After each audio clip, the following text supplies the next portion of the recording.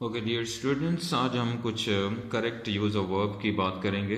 तो चंद एक रूल्स मैं आपको शेयर करवा देता हूँ, तो आप उसको फोकस रखेंगे और टेंसेस को रिव्यू भी करते जाएं साथ साथ। और अगर कोई प्रॉब्लमेटिक इशू होगा तो वो भी आप you can leave a comment, तो वहाँ पर भी मसले हल हो सकते हैं। तो रूल नंबर 1 अगर हम याद रखें करेक्ट यूज़ ऑफ वर्ब की शक्ल में, तो इसमें आपने ध्यान रखना है, ये अब समझ लें टेंसेस में भी आप पढ़ते रहते हैं, लेकिन ज़रा थोड़ा सा क्लियर हो जाएगा कि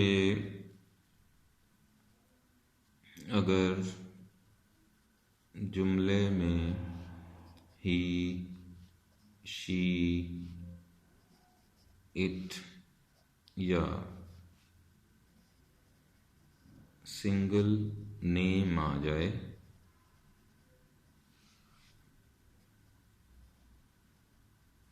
तो वर्ब के साथ एस या ई एस लगाते हैं। यह आपको रूल हमने प्रेजेंट डेफिनेट में बताया था। तो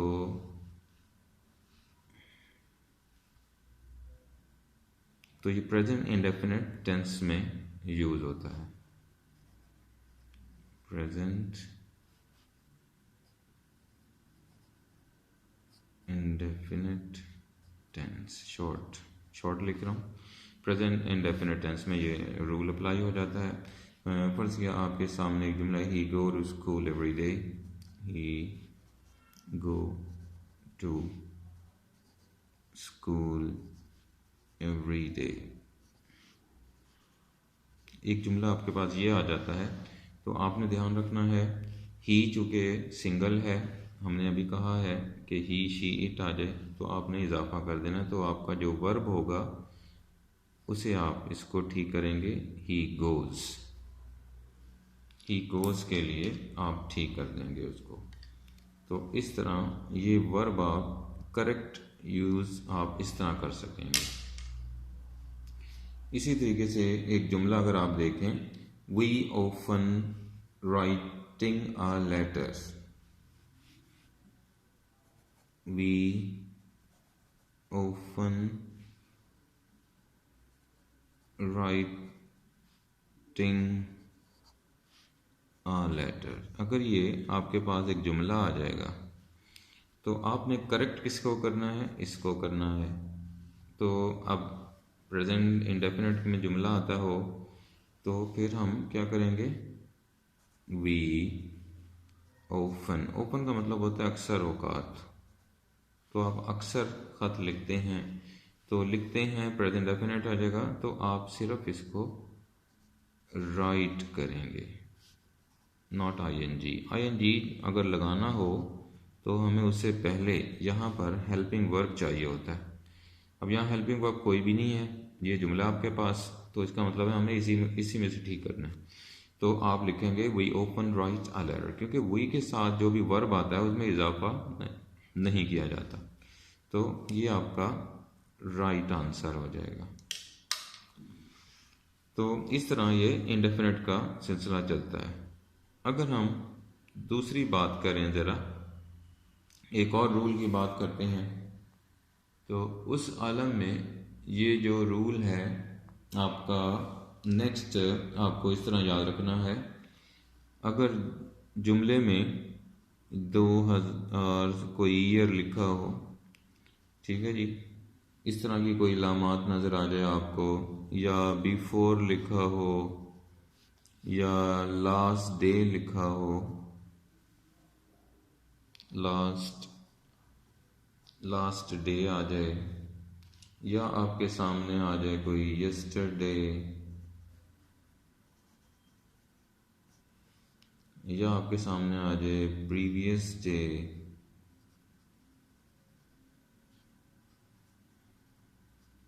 इस तरह का कोई निशानी आ जाए, ये सारी इस तरह की चीज़ें जो है ना, या कोई आ जाता है, सिर्फ आ जाता है लास्ट डे, या आ जाता है लास्ट ईयर्स, ये जितने भी निशानियां हैं आपके सामने, ये शो करती हैं पास्ट इंडेफिनेट को, तो आपने उसकी तरफ इशारा रखना है। पास्ट इंडेफिनेट जो है उसको जहन में रखना है और फिर जो जुमला होगा उसके हवाले से आप उसे चेंज कर सकेंगे। तो very simple, she comes here yesterday for example एक जुमला है, she comes here yesterday. Yesterday अब आपको समझ आ रही होगी कि ये भाई हम तो इसे कहते ही गुजरे हुए के हैं, तो जब गुजर जाए तो फिर कम्स तो नहीं हो सकता, तो इसका मतलब है हेयर इज़ द मिस्टेक। तो आप करेंगे शी, सेकंड वर्ब लगाएंगे, फिर हम ये, बाकी सेम रहेगा। तो यस्टरडे से हमें पता चला कि ये पास्ट है, तो ये अल्फाज इसलिए मैंने यहाँ आपके लिए लिखे हैं ताकि आपको क्लियर हो जाए कि वर्ब इस जुमले के अंदर मिस्टेक कहाँ आ रही है। तो इसकी आप प्रैक्टिस आपने याद रखना है इन अल्फाज को। I buy this car last year, I buy this car last year. अब लास्ट ईयर जो है माजी को शो करता है और प्रॉब्लम है इस वे, तो ये जो प्रॉब्लम्स है इसको हम किस तरह करेंगे, तो आपने इसको आंसर में या डायरेक्ट जो है आंसर शो करेंगे। तो इसको आप करोगे आई बॉट, ये माजी में ले जाइए पास्ट इंडेफिनिट की फॉर्म BOUGHT बॉट, बाकी सेम रहेगा दिस कार लास्ट ईयर। इस तरह आप इसे चेंज कर लेंगे। तो ध्यान रखें कि जो जो इलामात आपको क्लियर होगी वर्ब की करेक्शन के लिए उसको आप ध्यान में रखते जाइए और you can do it easily.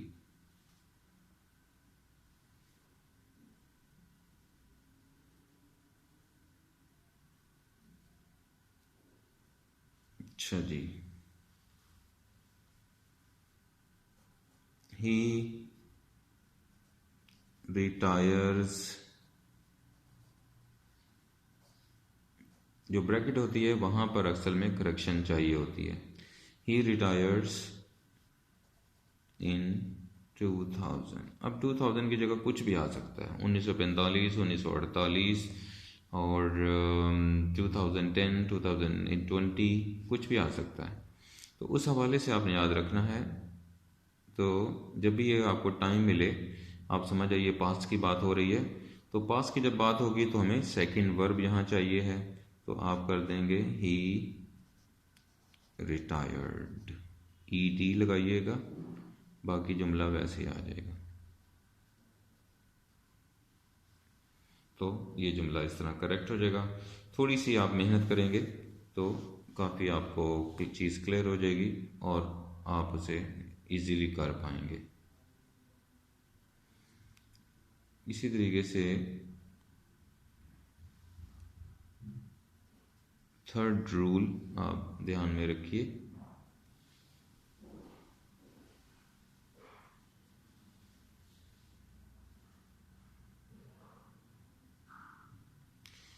फिर रूल के तौर पर आपको ध्यान रखना है कि टुमारो का लफ्ज़ अगर आ जाए कहीं पर,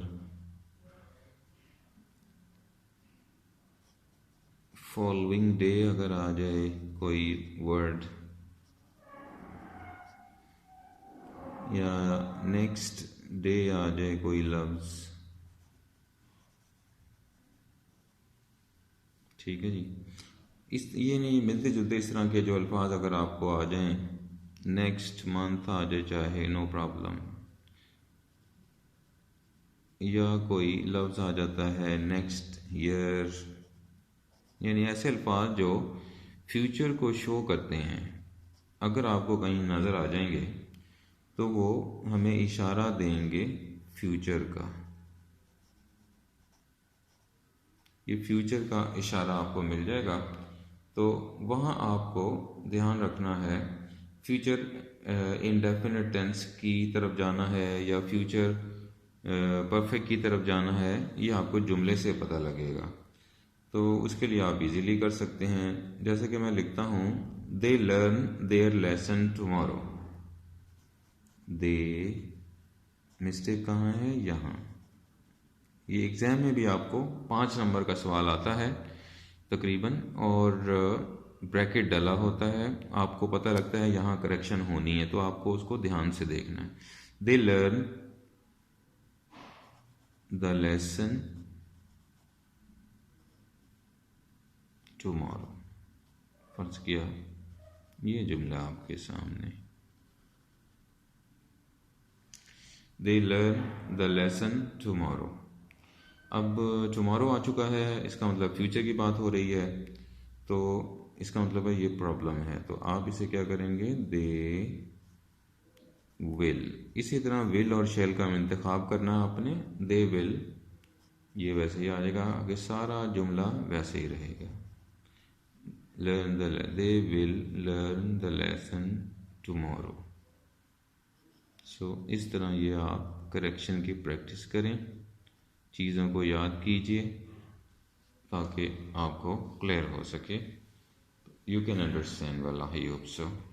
तो इस तरह की ये करेक्शन आपको ध्यान में रखनी है। ये लेक्चर बहुत ध्यान से आपने सुनना है और बहुत प्रैक्टिस इसकी करनी है ताकि आप इजीली इसको समझ सकें। इससे आपके टेंसेस में भी इजाफा होगा, यानी अच्छा कर सकेंगे टेंसेस को भी। नंबर 5 पे पॉइंट पे हम इसको डिस्क्रिप्शन पे लाते हैं। तो अगर कहीं आप इज एम आर जुमले में आपको नज़र आ जाए या eight the same time,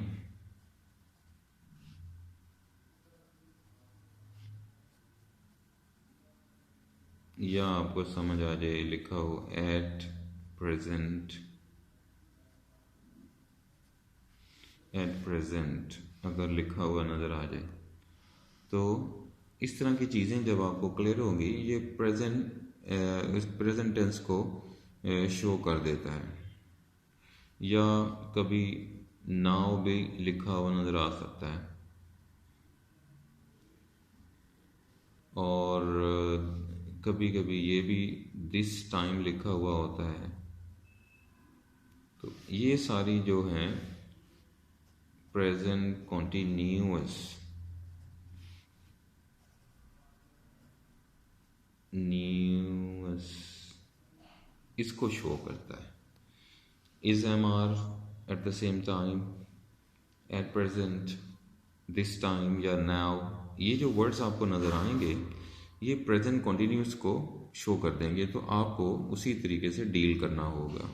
he is write a letter, for example,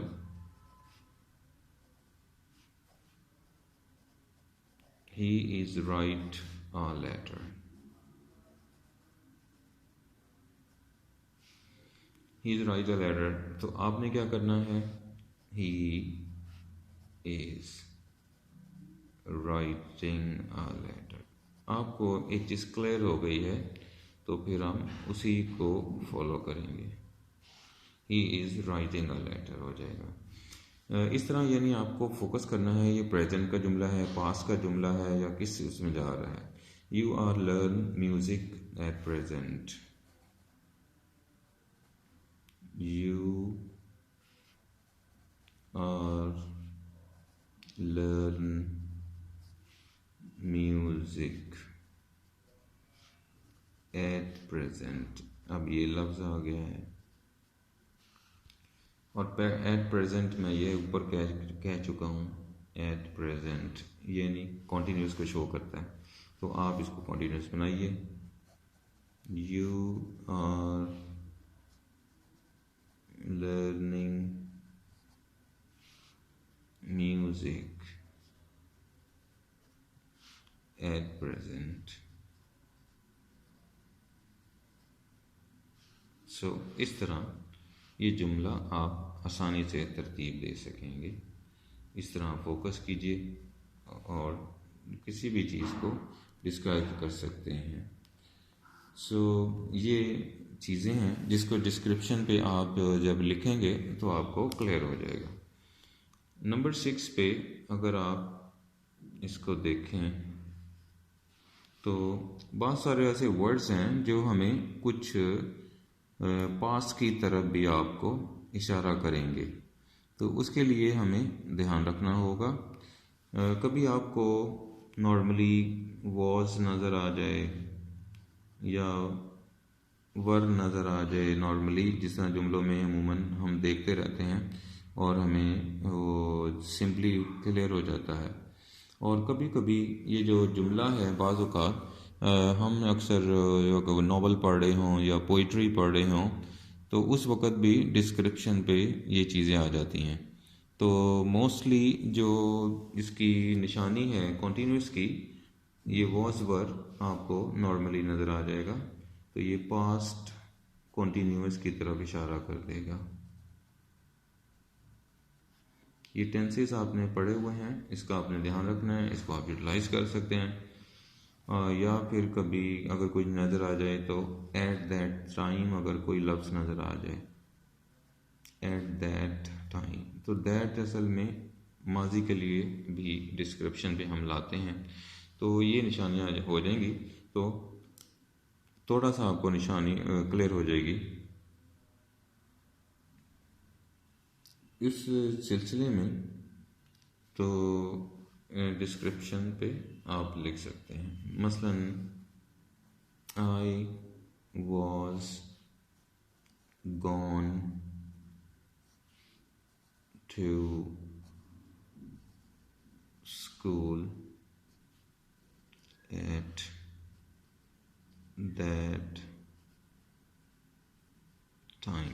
eight that time, at that time मैंने बताया था ये पास्ट को शो करता है, तो आप इसको समझ जाएं पास्ट कॉन्टीन्यूअस है। तो वॉज गॉन ये वैसे ही ज़रा वो पैसिव वॉइस फॉर्म में चला जाता है, तो ये वैसे ही गलत है, इसलिए इसको ठीक कॉन्टीन्यूअस में ही होगा।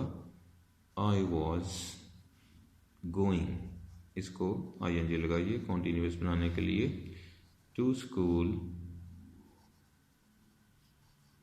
Eight that time. At that time का मतलब होता है उस वक्त, उस वक्त मैं स्कूल जा रहा था, एक जुमला है, I was going to school at that time. तो इसलिए दैट जो है ये माजी को शो करना शुरू कर देता है कुछ जुमलों के अंदर। बहुत सारी जैसे कहते हैं वी जमा के लिए, वी वर जब जमा हो तो वर लगाते हैं, we were played tennis, we were played tennis. So इस तरह आप डिस्क्रिप्शन पे लाएंगे तो ये बन जाएगा we were playing tennis. Continuous में इसको हम बनाएंगे तो इस तरह ये फॉर्म डेवलप हो जाएगी। तो इन चीज़ों का आपने बखूबी ध्यान रखना है और इससे डिस्क्रिप्शन हो जाएगा आपका। तो ये चीज़ें आपको ध्यान में रखनी होंगी। नंबर 7 पे अगर आप करें, अगर आपको कहीं हैज़ आ जाए या हैव मिल जाए या हैड मिल जाए, ये असल में परफेक्ट टेंसेस हैं। परफेक्ट टेंसेस की तरफ इशारा करेंगे, तो इनके बाद आपने हमेशा थर्ड वर्ब लगाना होता है। ये शॉर्ट फॉर्म में मैं यहाँ लिख रहा हूँ, इन सब के बाद आपने थर्ड वर्ब ही लगाना होता है, तो वर्ब जो भी होगा आपकी करेक्ट फॉर्म में आ जाएगा। तो इसको डिस्क्रिप्शन पे जैसे कि हम टेंस भी कर चुके हैं, तो आप इसका भी ध्यान रखें। जैसे कि एक जुमला मैं लिखूं, I have wrote a letter, ये जुमला जब आपके सामने आएगा तो आपको ध्यान रखना चाहिए कि हैव चूँकि आ चुका है तो मुझे थर्ड फॉर्म लगानी है। तो थर्ड फॉर्म जो है राइट रोट होता है, ये सेकंड है, तो थर्ड रिटन होती है। आपको फ़ौरन से करेक्ट जुमला लिखना है, I have written a letter. ये 5 नंबर का सवाल है एग्ज़ाम के अंदर, तो आप लोगों ने बहुत ध्यान रखना है इसका और इसकी प्रैक्टिस करते रहें, और लेकिन इन चीज़ों को सामने रख कर जो बयान की जा रही हैं। इसी तरीके से ही हैज़, इसी को has, he has 8 his supper। सपर हमने कहा था ये शाम के खाने को कहते हैं, नॉट सुपर। सुपर हो तो इसमें सिंगल पी होता है, लेकिन ये सपर है यानी डबल पी से। तो सपर मैंने रात का खाना, तो डिनर के उसके सब्स्टिट्यूट के तौर पे आप इस्तेमाल कर सकते हैं। ही हैज़ एट हिज सपर। तो अब चूँकि एट ये सेकंड वर्ब है, हमें थर्ड चाहिए है, वैसे कि हम पहले ही बात कर चुके हैं, तो आप करोगे ही हैज़ ईटन, ये इसका थर्ड वर्ब होता है। बाकी जुमला वैसे ही आ जाएगा, ही हैज़ ईटन हिज सपर। तो दिस इज व्हाट, ये आपने रूल्स फॉलो करने हैं करेक्शन के। इनको बारी बारी आप ज़रा नज़र में रखिए ताकि आपको क्लियर हो सके कि कौन सा किधर है।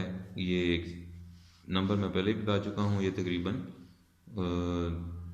5 मार्क्स का टेस्ट में आपको एग्ज़ाम में आ जाता है, तो ध्यान रखना है और इसकी अच्छी सी प्रैक्टिस करनी है।